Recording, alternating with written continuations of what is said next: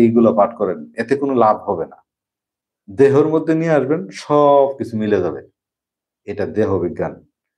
তাই বলবো, যারা বলে যারা বলে যে গুরু হচ্ছে আল্লাহ, গুরু হচ্ছে নবী, গুরু হচ্ছে রাসূল, গুরুরে এরকম ভালোবাসতে হইব, এটা হলো বাটপার।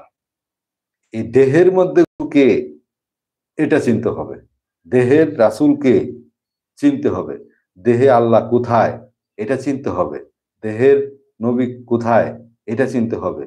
দেহের ফেরেশতা কোথায়, এটা চিনতে হবে। এই শিক্ষাগুলা, এই দেহবিদ্যা, দেহ জ্ঞান, দেহ দর্শন সম্পর্কে জানতে হলে বলন দর্শন সম্পর্কে জানতে হবে। বলন দর্শনটাই এই বিষয়, দেহ বিজ্ঞানের বিষয়।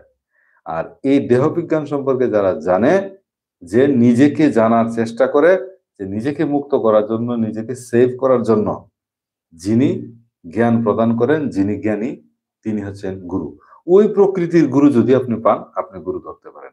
অন্যথায় কমার্শিয়াল পীরের কাছে যায়েন না।